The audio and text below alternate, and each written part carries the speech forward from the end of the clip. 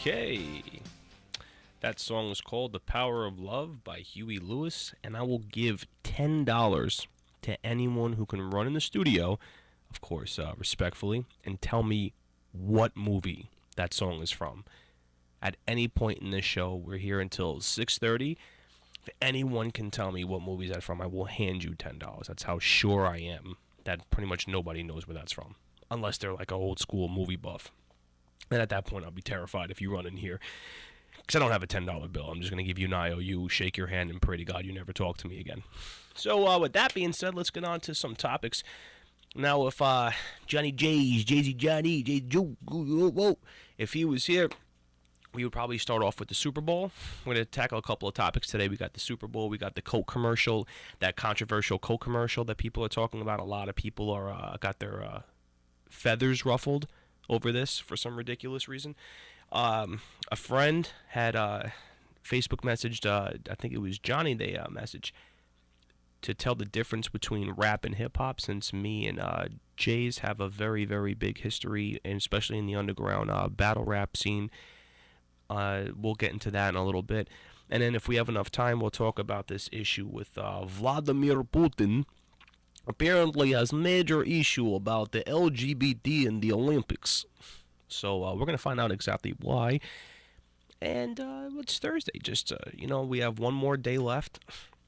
Tonight, unfortunately, I have a night class from 8 to 10. So that's going to be as fun as falling down a flight of stairs, breaking all of your bones on the way down. That should be interesting. But in the meantime, let's get into the Super Bowl. So what happened? Everybody knows what happened. The Seahawks destroyed the Broncos. Did you see it coming? Possibly. Did I see it coming? Definitely not. Me and Jays were talking about how excited we were for the game, and we thought that this was going to be a bloodbath, and it was, just not in a very good way. It was the Seahawks tearing apart the Broncos, and a lot of people had money riding on this game, and I could imagine anybody who gambles, which, by the way, it's not a very smart thing to do because you could lose a lot of money, and plus, you don't want to promote stuff like that. You knew it was going downhill the second the first snap was off, and it was a safety. The first snap of the game was a safety. That's really, really pathetic. I mean, Martinez is the center. What have you been doing all year? Like, how long have you been practicing your first snap? You throw it in the end zone. 11 drives the Broncos had.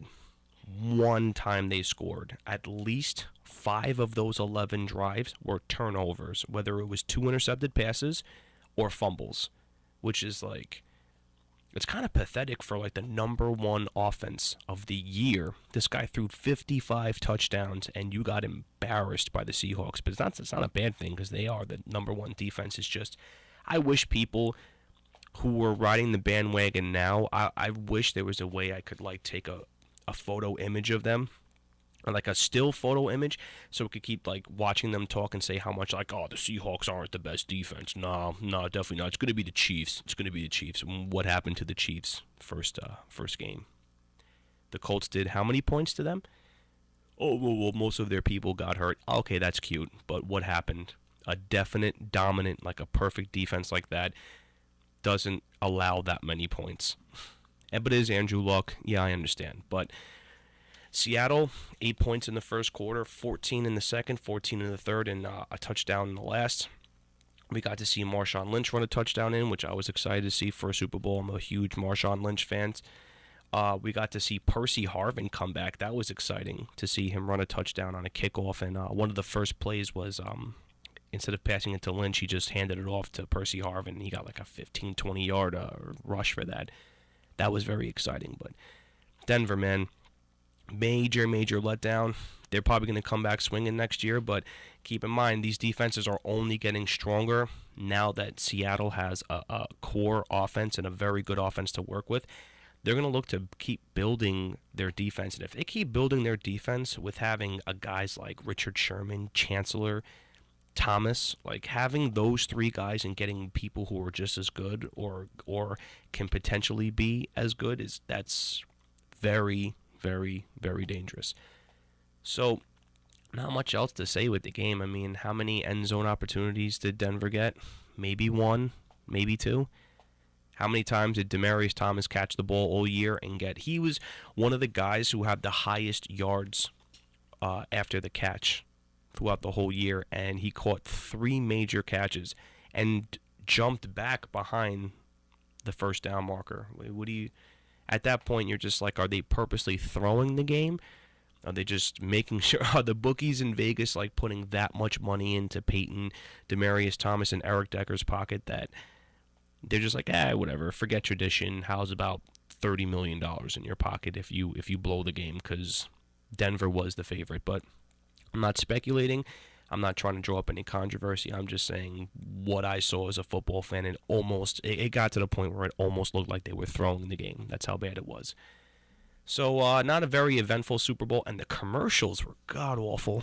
But we'll get to that in a second.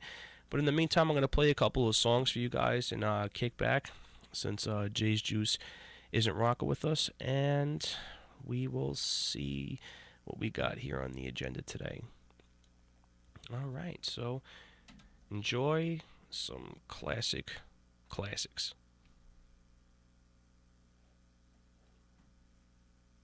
And there we go. Enjoy.